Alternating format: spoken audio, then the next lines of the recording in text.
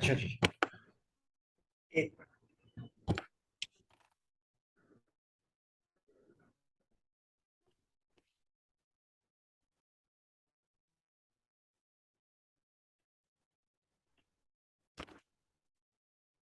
जी, कल हमने जो है financial accounting, global setting, ledgers ledger कर लिए थे।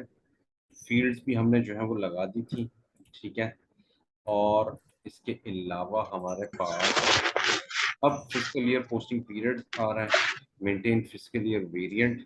फिस्कल ईयर वेरिएंट हम लोग K4 लगाते हैं ना, इसमें calendar year plus post question period. Calendar year क्या होता है? जनवरी टू दिसंबर होता है, जैसे अमेरिका में चलता है। दिसंबर। कैलेंडर ईयर का हमने यहाँ पे चेक लेकिन लगाना है। ठीक है। कुछ अभी ऐसे पाकिस्तान में जुलाई हैं से जून चल रहा है। हैं पाकिस्तान में तो जुलाई से जून चल रहा है। जुलाई टू जून चलता है, बिल्कुल ठीक है। लेकिन यहाँ पे जी, हमने फाइनेंशियल ईयर। जी फाइनेंशियल ईयर। और यहाँ पे अगर मैं इस पे जाऊं तो इसके मैं पीरियड्स देख लेता हूँ कौन कौन से हैं। इसमें नहीं, अप्रैल टू मार्च, मैं जुलाई टू जून आपको दिखा देता हूँ। जुलाई टू जून P1 है,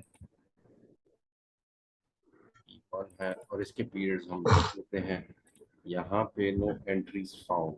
ओहो, अच्छा, जुलाई टू जून V6 है, इसके होंगे। अच्छा, यहाँ पे अभी -1 आ रहा है, ये मैं आपको दिखा देता हूँ इसका क्या ये कंसेप्ट क्या है इसका। यहाँ पे अगर आप देखिए तो पीरियड 1 जो है कौन सा है? कैलेंडर मंथ 7 यानी जुलाई। ठीक है। जुलाई के 31 दिन होते हैं वो आपके एसएपी में पीरियड 1 शुमार, क्योंकि जुलाई टू पीरियड 1 शुमार होगा। और ईयर शिफ्ट यानी 2022 का जो आपका साल होगा वो जुलाई से शुरू होगा, जनवरी में नहीं शुरू होगा, जुलाई से होगा। इसी तरह करते करते आप कैलेंडर के 12वें महीने में आ जाए तो वो आपका दिसंबर बनता है, लेकिन आपकी किताबों में वो छठा महीना होता है। ठीक है। और ईयर शिफ्ट आपका 0 यानी 2022 का ही है। ठीक है। अब मैं चलता हूँ ऊपर। जैसे ही कैलेंडर मंथ जनवरी अगले साल का आता है और 2023 करने की जब सिस्टम कोशिश करता है तो उसको -1 करके 2023 से 2022 कर देते हैं, ताकि वो फिजिकल ईयर 2022 भी शो करे। ठीक है। ये इसका कंसेप्ट है, इससे ज्यादा कुछ नहीं है। ठीक है। तो यहाँ पे हमने V6 को वो देखा तो इसमें कैलेंडर ईयर का नहीं लगा होता, क्योंकि जनवरी टू दिसंबर ही है। ईयर डिपेंडेंट जो होते हैं, ठीक है, ईयर डिपेंडेंट कौन से होते हैं? जो किसी खास साल, जैसे किसी खास साल में कंपनी ने मर्ज हो जाना या बिक जाना है, तो उसमें फिर आप ईयर डिपेंडेंट लगाते हैं, उसमें शॉर्ट फिजिकल ईयर्स भी हो जाते हैं कि यानी 8 महीने चलना है तो उसका कैलेंडर फिजिकल ईयर जो है वो 8 महीने का ही होगा, और उसमें हम फिर बता देते हैं कि यहाँ पे 8 महीने का आपका साल होगा। ठीक है, वो आप कर देते हैं। खैर यहाँ पे मैं इसको चेंज नहीं कर रहा। ठीक है, समझ में आ गई? एडिट फिजिकल ईयर कैलेंडर, इसमें मैं करता हूँ V6 और इसको करता हूँ एग्जीक्यूट।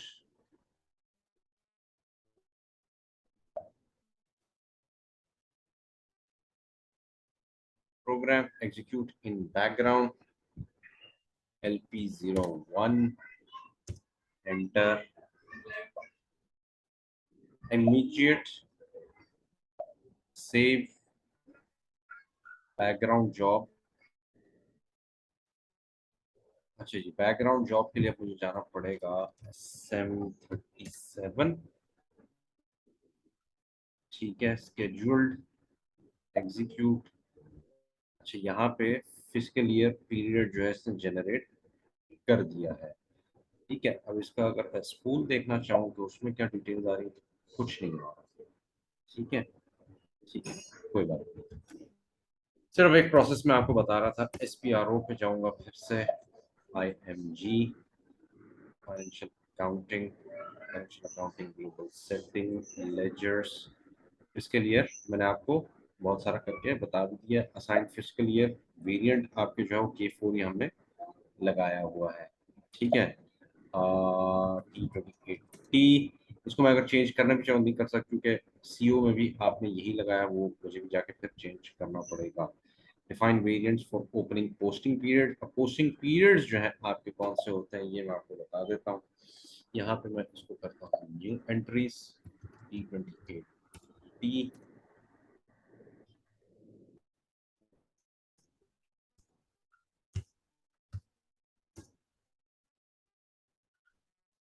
Save save. ये मैंने सेव किया। अब वेरिएंट्स जो मैंने यहाँ पे बनाए थे अब उसको मैं कंपनी कोड के साथ अटैच कर रहा हूँ।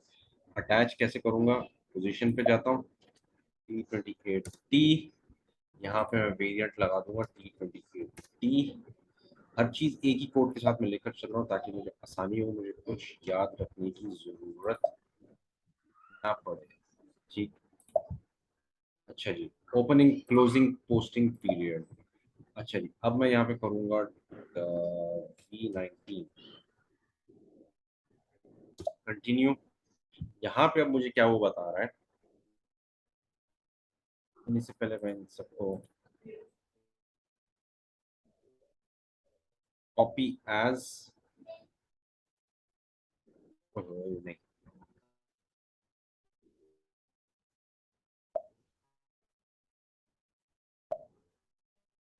मेंटेन ऑल V19 V19 के सारे मैं सिलेक्ट कर लेता हूँ। Copy as T28T।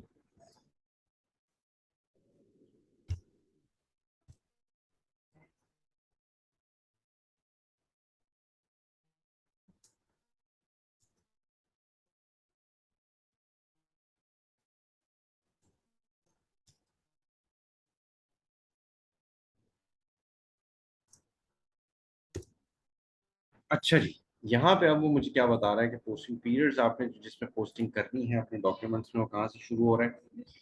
From account to account ये खाली है। यहाँ पे ये प्लस का निशान, इसका मतलब है सारे जितने मॉड्यूल्स है ना, कौन से modules, asset, customer, vendor, material, GL. A for assets, D for customer. ये दिखा भी देता हूँ आपको। Assets, customers, vendors, material, GL accounts, contract accounts. ठीक।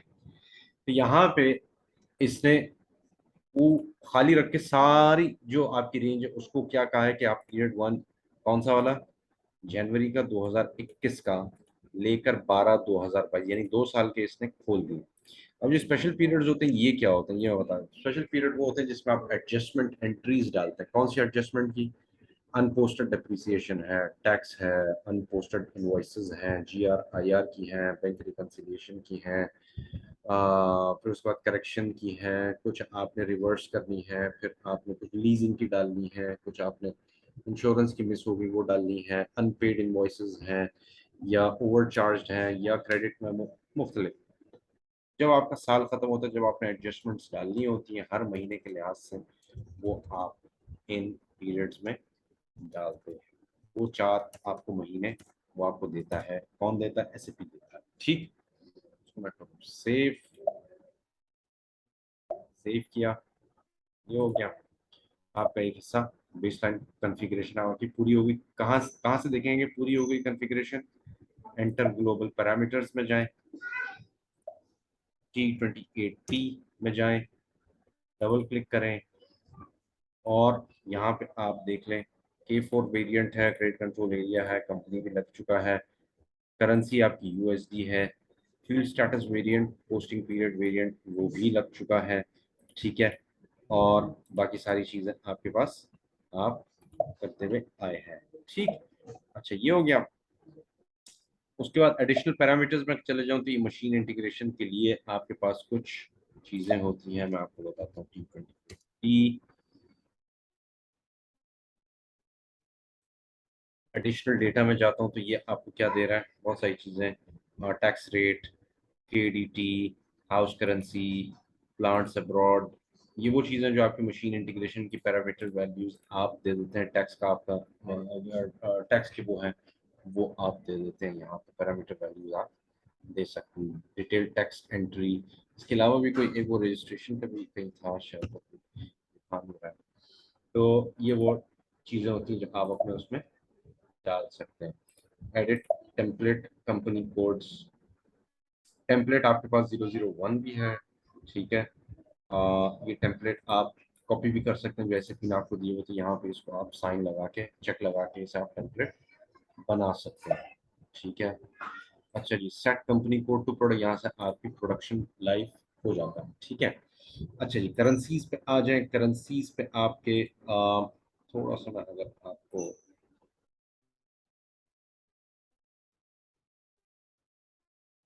Currencies maximum exchange rate differences, अच्छा जी, define maximum exchange rate difference per company code and per foreign currency. यहाँ पे अब आपको क्या कह रहा है कि आप कितना एक डिविएशन आपके आ सकता है। डिविएशन हमारे आ सकता है, बहुत सा आ सकता है आजकल, तो मैं उसको 15% कर देता हूँ, ठीक। डिविएशन आएगा तो वो जो डिफरेंस होगा वो आपके उसमें किसमें, प्रॉफिट एंड लॉस में चला जाएगा, गेन एंड लॉस में, फॉरेन करेंसी कन्वर्जन में। पर फॉरेन करेंसी आप कितना कर सकते हैं, आप foreign currency local currency deviation आप यहाँ पे लिख सकते हैं यूएसडी टू पीकेआर या पीकेआर टू यूएसडी। चूंकि लोकल करेंसी आपकी यूएसडी, तो आप कोई और करेंसी लेके उसमें डिविएशन इसमें आप कर सकते हैं, ठीक है। इतना डीप वैसे कोई आपको बताएगा नहीं, हम लोग ही बता रहे हैं, अल्लाह का शुक्र है, ताकि आप कहीं मार ना खाएं, ठीक है। Activate extended with holding tax, अभी हमने विद होल्डिंग टैक्स वो नहीं किया है, लेकिन मैं जाके आपको बता देता हूँ। T28 कहाँ से जाके होता है, T28 यहाँ से जाके एक्सटेंडेड विद होल्डिंग टैक्स हो जाता है। सेव किया, सेव कर दिया। जब हम विदहोल्डिंग टैक्स करेंगे तो आपको ये याद आएगा कि हमने एक चेक लगाया था, ठीक है। वैट में अभी नहीं जा रहा, इसको अगले उसमें हम कर लेंगे, या आप मुझे रिमाइंड करवा दीजिएगा, ठीक है। ये हो गया। अब आते हैं हम अगले मरहले पे, और वो है आपका general ledger accounting, business transaction, document splitting. Document splitting क्यों इस्तेमाल होता है ये मैं आपको पहले बता देता हूँ। डॉक्यूमेंट स्प्लिटिंग होता क्या है कि जब आप, बल्कि डॉक्यूमेंट स्प्लिटिंग से पहले मैं आपको प्रॉफिट सेंटर का बता देता हूँ, वो शायद मिस हो गया हमसे। प्रॉफिट सेंटर का बताता हूँ। प्रॉफिट सेंटर आएगा कंट्रोलिंग में, कंट्रोलिंग में हम आएंगे जनरल कंट्रोलिंग में, ऑर्गेनाइजेशन में मेंटेन कंट्रोलिंग एरिया,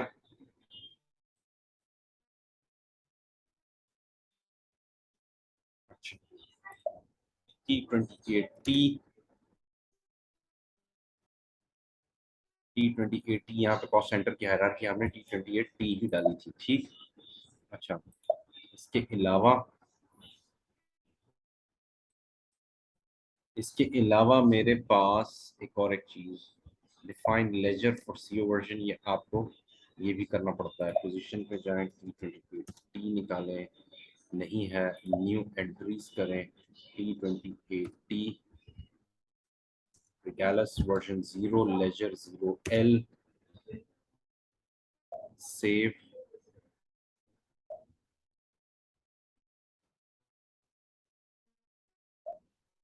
अच्छा जी, ये हो गया। ये भी जरूरी था क्योंकि आपका सीओ अब 0L के उसमें जो है लेजर में पोस्टिंग्स कर, वहाँ पोस्ट करेगा, ठीक है। अच्छा, एक तो ये चीज हो गई। उसके बाद आ जाए आप प्रॉफिट सेंटर अकाउंटिंग में, इसमें आएंगे basic setting, controlling area setting, maintain controlling area setting, T2080। हाँ, यहाँ पे अब आपके क्या आप करेंगे, 2021 एक्टिव कर दिया। स्टैंडर्ड हायरार्की किसकी है ये, profit centre, T28T। Local area currency type कौन सी होगी, इसमें आप कंट्रोलिंग एरिया करेंसी ले लेंगे, ठीक। Enter. Profit centre local area currency, legal valuation, no distribution, यानी अगर आप किसी और सेंट्रलाइज कर रहे हैं, प्रॉफिट सेंटर डिसेंट्रलाइज करें तो ये शायद आपको सेव करने नहीं देगा, ठीक है। लॉजिकल सिस्टम के लिए वो कह रहा है कि आप मेंटेन करें डिटेल्स को, ठीक है।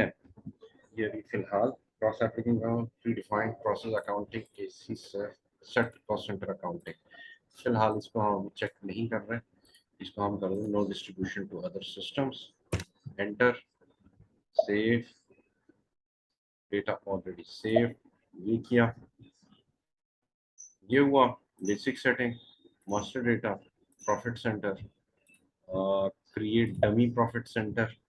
डमी क्यों बनाते हैं, सिर्फ प्लेस होल्डर के लिए होता है, dummy dummy dummy, dummy, basic data, dummy नहीं, इससे पहले कि मैं ये करूँ मुझे जाना पड़ेगा डिफाइन स्टैंडर्ड हायरार्की में, यहाँ पे लोअर लेवल पे गया, डमी ग्रुप,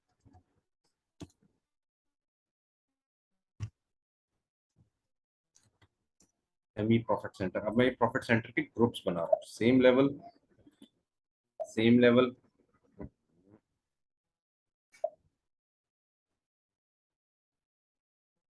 अच्छा वो कह रहा है कि ये dummy,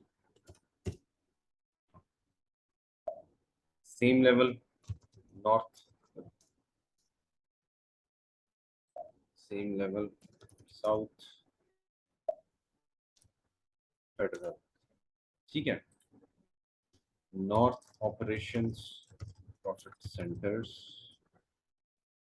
south operations profit centres, federal operations profit centres. में प्रॉफिट सेंटर लिखने की जरूरत नहीं, पहले से अंडरस्टूड है, लेकिन आप लोगों की अंडरस्टैंडिंग के लिए मैं ये कर रहा था। एंड ठीक है, ये हो गया, सेव किया, ये सेव हो गया। अच्छा यहाँ पे अब जाके मैं करूंगा dummy profit centre create, basic data, P28, P dummy, P28, P dummy, department dummy, profit centre, यहाँ पे वो आपको 3-4 देगा, कौन से जो भी आपने बनाए हैं, dummy profit centre, federal, north south और टॉप वाला, तो इसको मैं डमी में डाल देता हूँ, ठीक है। सेगमेंट, यहाँ से अब आपको अंदाजा हो जाना चाहिए कि प्रॉफिट सेंटर के ऊपर सेगमेंट आता है और प्रॉफिट सेंटर सेगमेंट्स को रिपोर्ट करते हैं। सेगमेंट से मुराद ये है कि जैसे आप लेट्स से कि आपके पास ब्रांड, आप आउटफिटर्स को डील करते हैं, ठीक है, पूरा पाकिस्तान में आपके पास उसकी डिस्ट्रीब्यूशन है, मैन्युफैक्चरिंग नहीं, मैं वैसे डिस्ट्रीब्यूशन की बात कर रहा हूँ। आपने क्या किया हुआ है, आपने उसमें सेगमेंट्स बनाए हैं, सेगमेंट्स अब आप प्रोडक्ट के लिहाज से ही बना सकते हैं, जैसे मेंस, वीमेन, चिल्ड्रन, ये 3 सेगमेंट हो गए। इन सेगमेंट्स में आपके पास इस्लामाबाद का प्रॉफिट सेंटर आ रहा है, भावलपुर का आ रहा है, कराची का आ रहा है, तो ये आपके प्रॉफिट सेंटर भी है। तो सेगमेंट कौन सा है, मेंस का प्रॉफिट सेंटर भावलपुर, और उसके नीचे फिर कॉस्ट सेंटर्स आते हैं, ठीक है। तो इसलिए हम सेगमेंट्स बनाते हैं, सेगमेंट हम बाद में बना देंगे, फिलहाल अभी हम सेव कर रहे हैं इसको। सेव हो गया, सेव किया, अब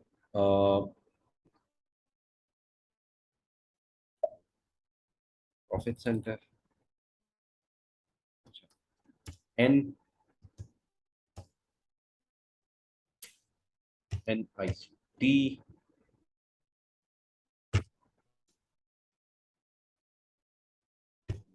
IF7,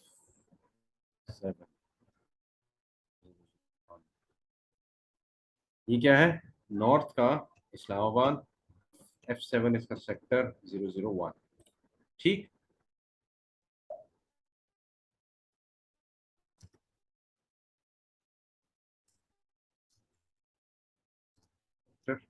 F7, ठीक है, समझ में आ रहा है।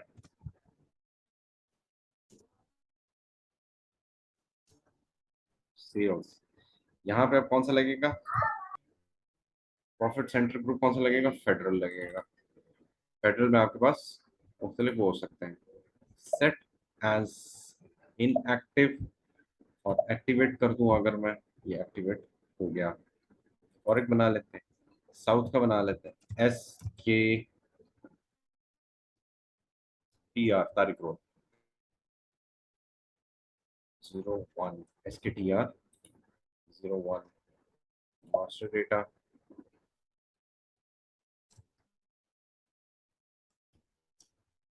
Tariq road outlet,